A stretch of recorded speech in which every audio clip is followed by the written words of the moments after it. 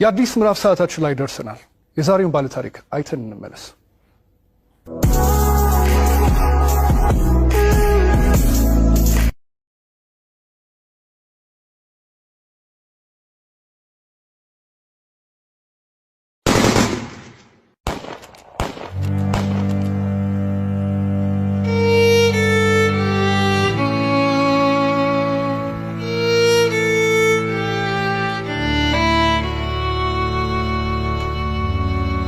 ስሜ ብርቱካን እባላለሁ። ተወልጄ ያደኩት ስናን ወረዳ ነው። ከእናትና ከአባቴ የመጀመሪያ ልጅ እኔ ነኝ። እኔን እንደወለዱ ነው አጋጣሚ አባቴም ወደ መንትን ያለ የተሰደደው። እናቴ በህይወት ያረፈችው በወሊድ ምክንያት ነው። ከዛ በኋላ ምንድነው የተደረገው? አያቴ ጋር እንዳድግ ቆየው። ከአያቴ ጋር እየኖርኩ ያለ 8 አመት ሲሞላኝ ትንሽ እሷንም ይቸግራታል። እባካችሁ ልጅትን ለሰው ልስጥ እና ፈልጉልኝ ምናምን ትላቸዋለች እሷ ማለት ነው አያቴ አሉ። በ8 አመት ያስወጥተው ወሰዱኝ። ከዛ እሱ የሁለት ልጆች አባት ነው፣ አንድ ሴትና አንድ ወንድ እና እነሱን እያሳደኩኝ ልብስ የምሳጠብ የልጆችን ማለት ነው ካልሲ ያጥባለሁ፣ ወጥ እንድሰራ ሙያ እንድለማመድ እነሱ እያበረታታችኝ ሴትዮዋ ኢቭን በዓላት ራሱ ሲኖር ማንኛውንም ነገር ሲኖር ለልጆቹ ልብስ ሰርፕራይዝ ይገዛላቸዋል ወደ አመት ምናምን ሲመጣ። እኔ ደግሞ ሴትዮዋ ከምትለብሰው ልብስ ተቀድና ጣጣጣፋ ጥንጥዬ ነበርኩ። እንትን ብላ በመኪና እንኳን አይሰፋም፣ እቤት ነበር በመርፌ ተሰፋው ነበር። እሱን ለብሼ እሄዳለሁ። ጫማም የተወረቁ የወደቀውን ልጆች ተጠቅሞ የጨረሱትን እሱን ሰጎትት ምን ስል የባለም እንደዛው እየተማርኩኝ እያለ የሆነ ደረጃ ተሸላሚ ሆንኩኝ። እስከ 8 ደረስኩ። ከ8ኛ ክፍል በኋላ የሆነ ስራ ምቢት ልብስ የሆነ እየጎረመስኩ ስመጣ ስራው እያያዘኝ ትምህርቱም እያያዘኝ እየከበደ ሲመጣ ስራዬን ለዲቱ ሙሉ ሰዓት አንተደላለሁ አልተኛም ነበር። 24 ሰዓት ነበር። ከዛ ዩኒቨርሲቲ እንታ 12ኛ ክፍል ጨረስኩ። 12ም ያው 392 አመጣው። ውጤት ከመጣ በኋላ ወደ ዩኒቨርሲቲ ተመደብኩኝ።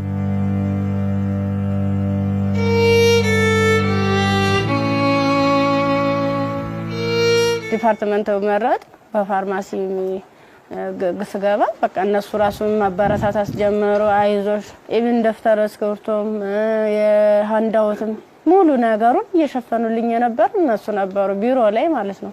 አሪፍ ውጤት ነበረኝ። ከዛ መጨረሻ ላይ ልክ 1 አመት ተማር፣ 2ኛ አመትም ተማር። 2ኛ አመት ላይ የተወሰነ ረብሻ ይከሰታል በሰዓቱ ማለት ነው። ረብሻ ሲፈጠር ምንድነው 3 ሰዓት ነው ከሌሊቱ 3 ሰዓት ላይ እኔ አጋጣሚ ከልጆች ጋር እንትን ነበርኩ፣ ላይብራሪ ነበርኩ። እኔ ወደ ውስጥ ስንመለስ ውስጥ ላይ የሆነ ሰው ሲተኩስ ከውጭ ላይ ይቀባበላሉ። ከዛ ኧረ ምንድነው በዚህ ወጡ በዚህ ወረዱ እንዴ ወንበስ በሉ እንትን ታኙ ተንበልበሉ ምናምን ይሉናል። ከዛ ልክ እየተኛን እየተሳብን እንደባብ እየተሳብን እየሄርን እያለ መጨረሻ ላይ እዚህ ጋር ግቡ በቃ እናምልጥ እንደዚህ ያለን ሰዎች ለካ ውስጥም ውጭ የሚተኩስ የነበሩት እነሱ ናቸው። ውጭ ላይ ስንል ምንም የተተቀለብስ አለበሱ። ከዛ አንደኛው ትጥቅ የለበሰው እዚህ ጋር ግቡ፣ ምክንያቱም እንደዚህ ድብልቅልቁ እየወጣ ነው እንዴ ህይወታችን ማትረፍ አትፈልጉም ሲለን እሺ ብለን ታርጋብገባን ሁላችን ሰዎች አንድ ላይ ወጥተን ገባን። አንድ ላይ ገባን። በቃ ፍስፍስ አርገው ይዘው ሄዱ። እየከለሉ ሄዱ። ምንድነው ወደ ጫካው ስንዳረስ ሰውነታቸውን መከለል ጀመሩ። ያ ማለት ምንድነው አይናቸው ብቻ እንድትታይ ነገር ግን ሌላ አካላቸው እንትን ነው ሙሉ ብረት ነገር ነው። ስንገባ ምንድነው ኖርማል ወታደር ነበር። ግን እኔ ምን እዛው ላይ እየቀየሩን ምን ሰዓት እንደቀየሩ ማላየናቸው። ከዛ እየሄርን እያለ ጫካ ስንጀምር መኪናውን ከዚህ በኋላ መኪና መግባት አይችልም ወራዱ በግራችን ዱብ እያለ ነው የምንሄዳው። ልክ በግራችን እየሄርን እያለ እንትን አይናቸው ብቻ እንድትታይ ሌላቸውን ሸፈኑና ጸጉራቸውን ገለጡት። ያኔ ኬፕ ነገር ነበር የለበሱ። ጸጉራቸውን ሲሉት እንዴ እንደሹ ቀጥ ያለ ነው። እንሄዳለን መንገዱ ያልቅም። 6 ሰዓት ፈጀብን።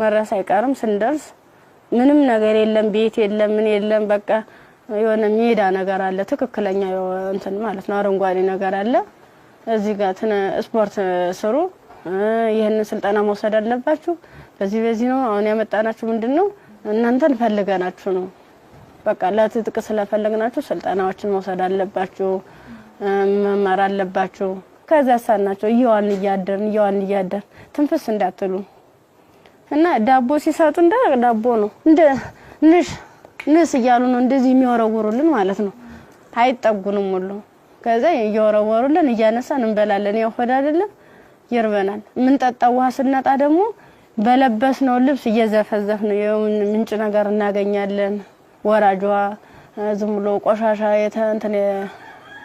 የተገደበ ነገር እናገኛለን እሱን ልብሳችንን እንዘፈዝፍና እንዲ ለመጥለቅም ስለሚቀፍ ልብሳችንን ዘፈዝፍና ልብሳችንን እየጫመቅን ነበር እንደዚህ ያንጠፈጠፍን ነበር ልብሳችንን እየመጠጥን ምንጠጣ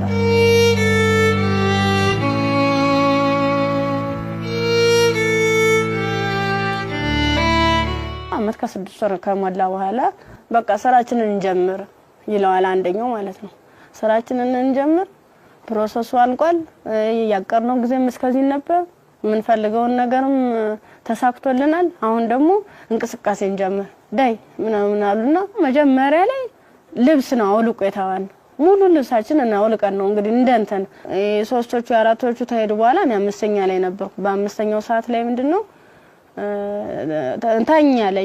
ታኛው ከተኛው በኋላ እየተካኩ ነበር ሲደፍሩ የነበሩ ማለት ነው ከዛ እየተካኩ እየደፈሩ ካደረጉ በኋላ ከደፈሩ በኋላ ምንድነው እንትን ራሴን ስስት አይ እንደዚያ ከሆነማ በዚህ ነው ስሜታችን የሚኖር ይልና እንደዚህ ያደርጋ ይሆነ እንደ 6 አይነት ነገር እንደ 6 ይሆናል እንደ ፌሮ እንዲ ነው ቀጥታ እንደዚህ ሲወጉ የነበረ ማለት ነው ጥቅጥቅ ካደረጉት በኋላ ስዳስ ሰው ራሱ ቁስሉ ይታወቀኝ ነበር ዘንዲታኝቼ ወድቄ ራሱ ማለት ነው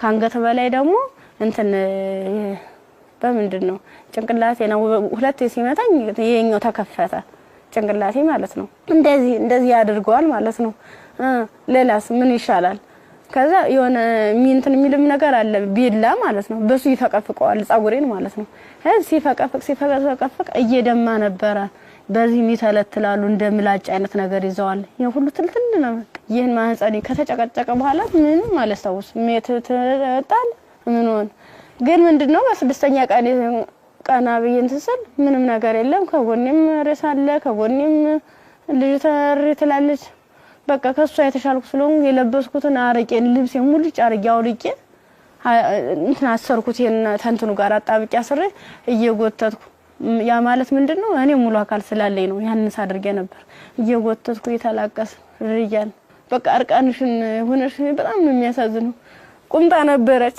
ቁምጣዬን ደግሞ ያላስለብሰኝ ያለ ቁስሉ ማለት ነው እንዲ ክፍቱን አድርጌ ልብሴን ግን ሙሉ ቃኔ ለሷ ለበስኳት የለበስኳት አንድ ቀሚስ ነበርና ቁምጣ ከስር ለብሼ ነበር የለበስኳት ልብስ በቁምጣዬ ማሰር አልቻልኩም አውልቄ ሁሉ ሞክሬያለሁ ሙሉ ደም ማለት ነው ከዛ በሷ አሰርኩና የወጥቱ ሰል ገሩ ይመጣሉ በሰዓቱ ማለት ነው ከዛ እንዲታ ያንዘላዘሉ እንትን ብላ እንደዚህ ተሸክሙ ያንዘላዘሉ ይዘዋት ይሄዳሉ ሀይዟ ሲሄዱ እኔ አልሰማማ እንትን አለለም በቃ እንዳንችንስ አንችልስ ገላጌ ተገኘ ብላኝ እኔ እንጂ ይብለኝ ደህል እንዴ በጣም አረ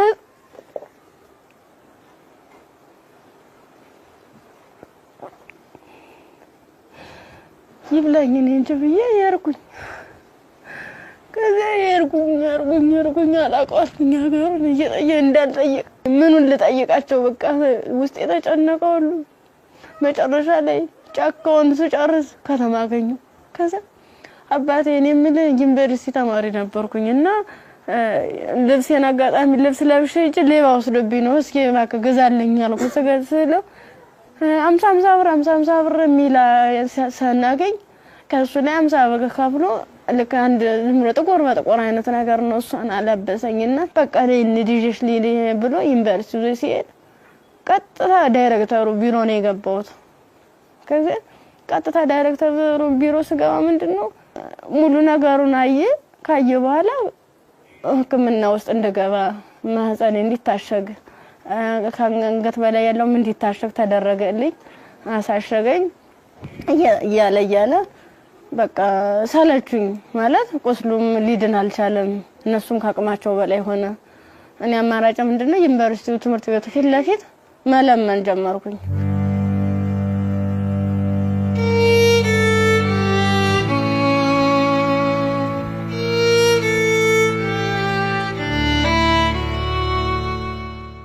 እንደ ኢንፌክሽን ፈጥሯል መሰለኝ ብዙ ቀን ስለቆየው 6 ቀን ማለት ቀላል አይደለም። ያን እየቆራረጡ እያወጡ እያስተካከሉ እያጠቡ ሲሉ መጨረሻ የልብም ኬዝ እንዳለብኝ የታወቀም እዚያ ነው። ልክ በራሳቸው መኪና ነው ወስደውኝ አምጥተው እዚህ ጣሉኝ አዲስ አበባ ማለት ነው። ከዛ አዲስ አበባ ሲጥሉኝ ምንድነው ወዴት ልሂድ በቃ ህይወት መስቀልቅል እንዳለብኝ እብድ ሆንኩኝ አበርኩኝ። ከጊዮርጊስ ወደ ማርያም ሄድኩኝ። የማርያም ቀን ነው ልሂድ እስኪ ምናምን ብዬ ሰው በሚሄድበት እየተከተልኩ እዛ ስል ቅድስት ማርያም ይላል እዚያ ቁጭ ብዬ እየለመንኩኝ ታገኘኛለችና ብር ተሰጠኛለች 50 ብር ተሰጠች። በኋላ ምን ፈልገሽ ነው ምናምን አይዞሽ ምናምን አለችኝ።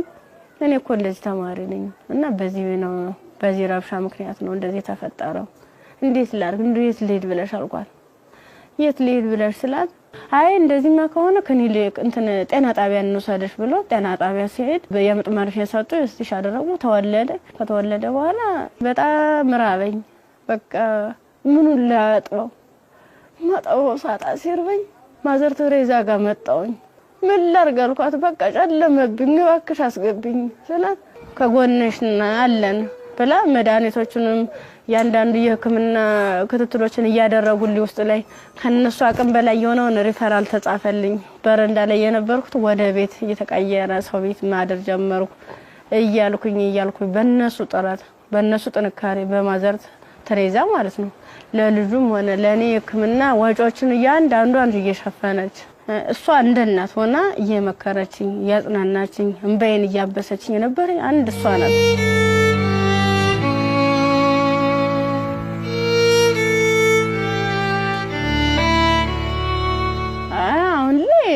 በጣም ከባድ ነው። ልጁም ከፍ እያለ ሲሄድ ጡት በማጥዋት በሚችልበት ሰዓት እየደከመኝ እያመመኝ ትንፋሽ ማጠር በቃ ድክም ይለኛል። መንቀሳቀስ አልችልም ያን ያክል ማለት ነው።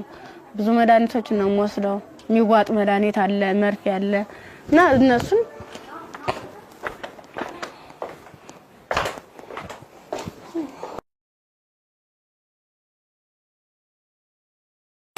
እነዚህ ነው መድኃኒት እየወሰድኩ ያለ በቃ እነዚህ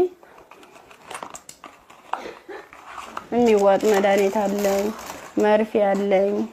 ይሄን ነገር ነው እየወሰድኩ ያለው እና ይሄን መድኃኒት ስወስድ ደግሞ ለኔ የሆነ ማለት ምግብ ያስፈልገኛል። ምበላው መጠጣው የለም መታየት ነው።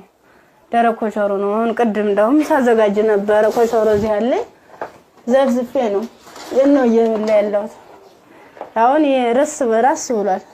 የዘፍዝፌው ስለቆየው ቅድም ነው እናንተ ቀረጻ ያዘጋጃችሁ ያለ የዘፍዘፍ ማለት ነው። የዘፍዘፍ ካለ በኋላ ለልጅ ምንድነው ፍትፍት አድርጌ እኔ የምበላታለሁ እሱም የሚበላት ይችል ነው እና ሙዝ ምናምን እገዛለታለሁ። ብስኩት መጠለያ ያስፈልገኛል። አሁን ያለበት ቤት ስፖንሰር አንድ ወር ከፍሎልኝ ነው ሄደ። ሌላውን ግን እየለመንኩ ነው ውጭ ላይ ማለት ነው። የሆነ ነገር የሆነ የልጅውን ወደ 3 ወር አለፈው ሰው እንድንቆጣጣው ማለት ነው። መታጠቢያ ሰዓት አይደለም ብቻ ቃላት የለኝም። በቃ የድረሱልኝ ምን አንድም በቃ ወደ ፊትስ ምን አይነት ህይወት ነው የሚኖረው? ምንድነው ማደርገው? ለምን ነገር በጣም እየራበኝ ነው። በቃ ራበኛል ደግሞ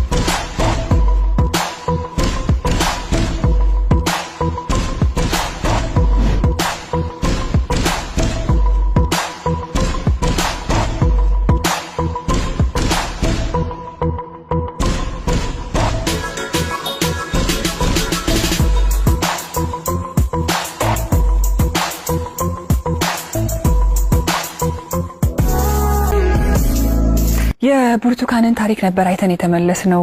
ከዚህ ቀደም ብዙ አይነት እንደዚህ አይነት ታሪኮች ተሰርተዋል። ግን ይሄ እውነት ከኢትዮጵያዊነት የወጣ ፍጹም ኢትዮጵያ ውስጥ ይሄ ነገር ሲያጋጥማል ወይ ብለን እንድናስብ ራሳችንን እንድንጠይቅ የት ነው ያለነው የቱ ጋር ደርሰናል ብለን ያየንበትም ታሪክ ነው። ብርቱካን በጣም ተስፋ የነበራት ለዓላማዋ ታግላ እዚህ ጋር የደረሰች ጎበዝ ጠንካራ ወጣት ተማሪ ነበረች። ከዛ በኋላ ግን የመጣባት ነገር የሚያሳዝን ነው። የመጣባትን ነገር መቋቋም ባልቻለችበት ሁኔታ ላይ ደግሞ ተጨማሪ ነገር ወደ ህይወቷ መጣ። ያም ልጇ ነውና ለልጇ ብርቱካን ምን ብላ ይሆን ታሪኳን የምትነግረው ብዬ ሳስብ ነበር። በጣም የሚያስጨንቅና የሚረብሽም ጭምር ነው።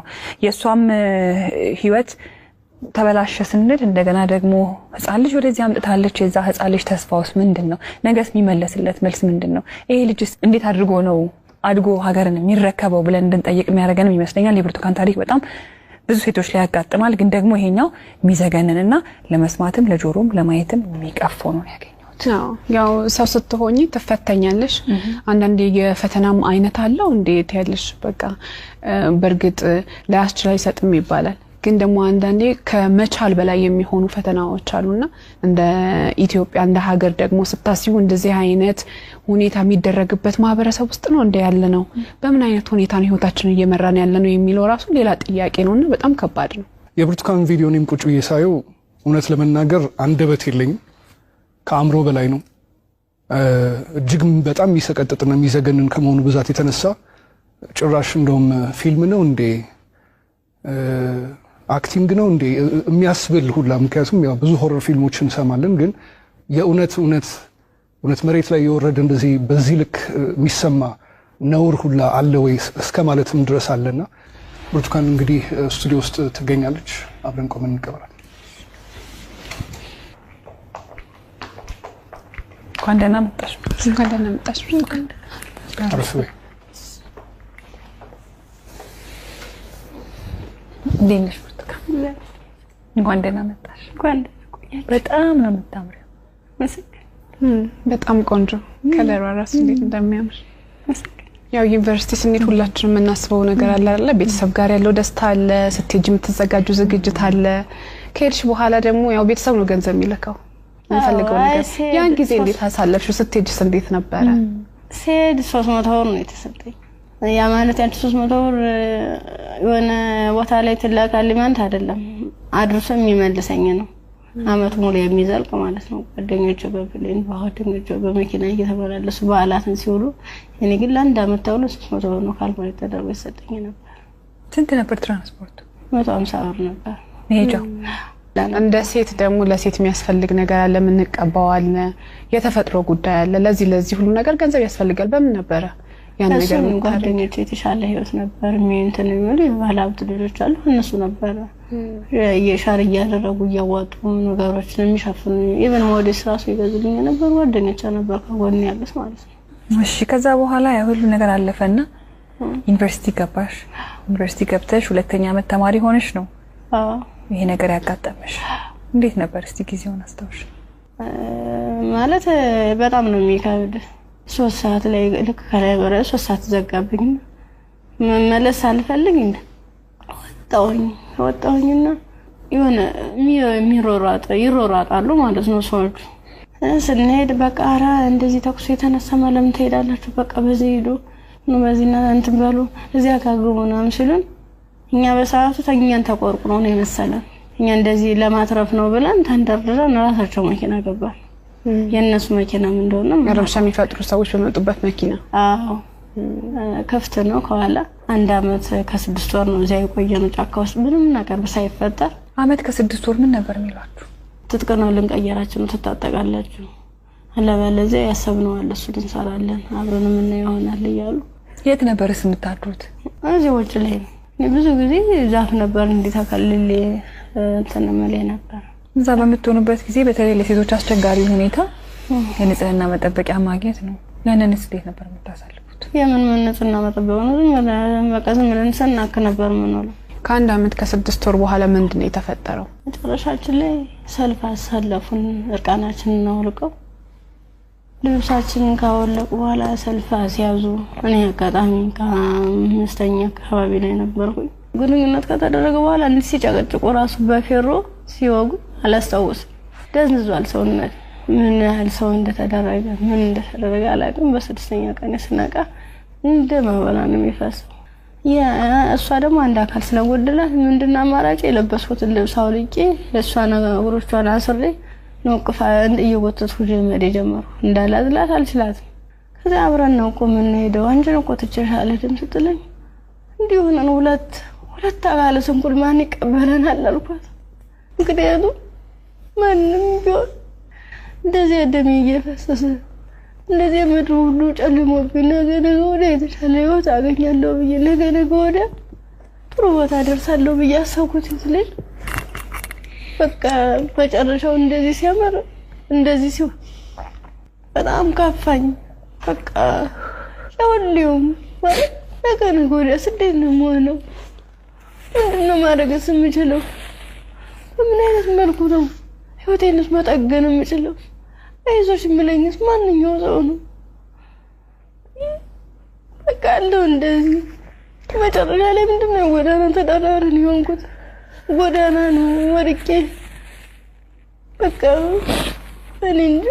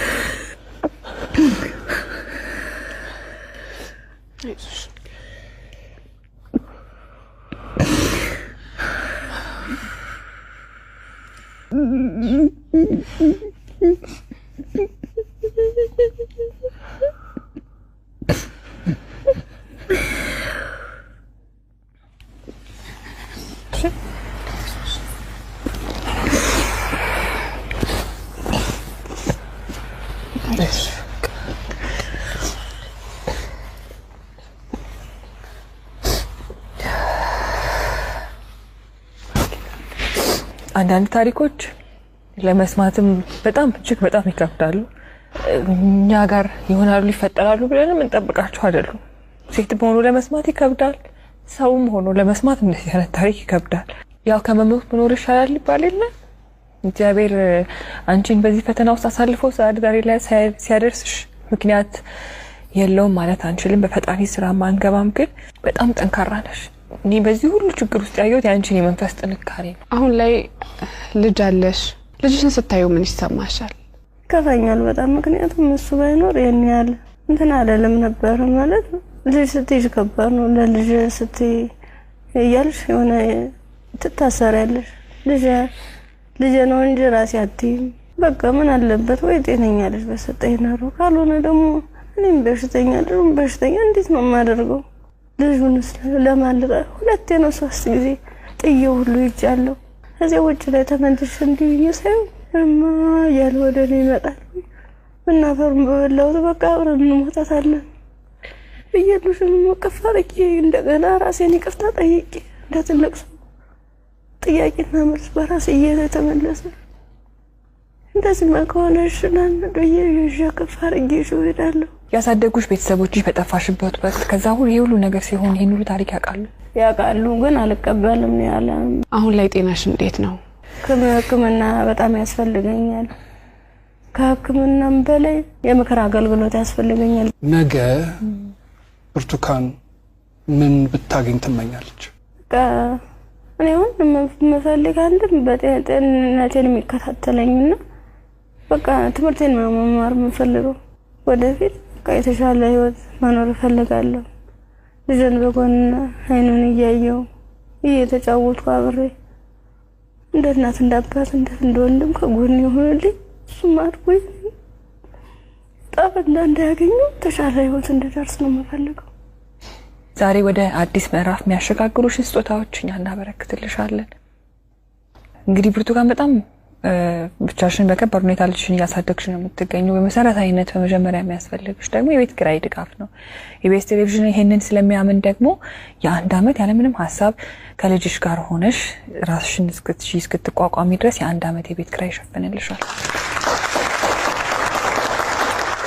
ሌላው እንግዲህ እኔም በጣም ተርቤያለሁ። ልጄንም ለማጥባት ደግሞ መብላት አለብኝ።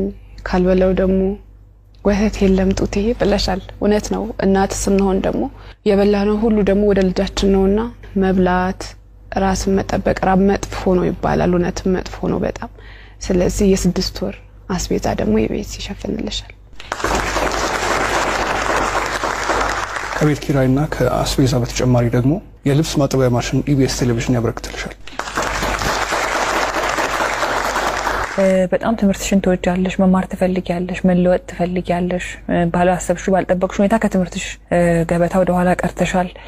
ያኔት ኮሌጅ ደግሞ በመረጥሽው በፋርማሲ ሊሆን ይችላል፣ በነርሲንግ እንዲሁም ደግሞ በላብራቶሪ ቴክኒሻንነት 2 ቅርንጫፎች አሉ። ከሁለቱ በአንዱ ቅርንጫፍ መርጠሽ ትምህርትሽን እንድትከታተይ ትምህርት ቤት ወጪሽን ሙሉ በሙሉ ይሸፍንልሻል። እኛም ህልምሽ ተሳክቶ ስትመረቂ ደግሞ ለመምጣት ያብቃል። አሜን። ሌላው ደግሞ የሰው ልጅ ሁሉ ነገር ለማድረግ ጤናው ነው ቅድሚያው ነገርና ብርቱካን የልብ ኬዝም አለባት። እንዲሁም ልጇም እንደዚሁ ሕክምና ያስፈልገዋል። ከምንም ነገር በላይ ደግሞ የሳይኮሎጂ ባለሙያዎች እንደዚሁ የሚያዩ ይኖራሉና የሕክምና ድጋፍ ያስፈልጋታል በተለያየ አይነት መንገድ። የልብም እንደዚሁ የሳይኮሎጂም የልጇም ጤናም ጭምር ማለት ነውና በዚህ ላይ ደግሞ ድጋፋችሁ እንድታደርጉ እንላለንኛ። እንዲሁም ደግሞ ሀገር ውስጥም ከሀገር ውጭም ያላችሁ መልካም ደጋግ ኢትዮጵያውያን ይሄን ፕሮግራም የምትከታተሉ እንግዲህ መቼም ዝም እንደማትሉ ፍጹም እምነታችን ነው። ከብርቱካን ጎን ነን የምትሉ በዚህ አድራሻዋ ልታገኟት ትችላላችሁ። በቃ ሙሉ ነገር ላደረጋችሁልኝ ገዛ ላደረጋችሁልኝ ሁሉ ነገር ከልብ አመሰግናለሁ። ኢቢኤስ ቴሌቪዥንም እድሜ ጤና ይስጥልን። በጣም ነው ማመሰግነው። ወዳችኋለሁ፣ አከብራችኋለሁ። ነገ ወደ ደግሞ የኔ ህይወት ተሳክቶ የኔ ግብ መጥቼ እናንተ መጥቼ እዚህ ውስጥ ማስደስተበት ቀን ይናፍቀኛል። ደግሞ ማደርገዋለሁ።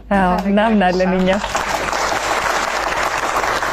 የአዲስ ምዕራፍ ሰዓታችን ይህን ይመስል ነበር። እሑድም በኢቢኤስ ይቀጥላል። መልካም ጊዜ።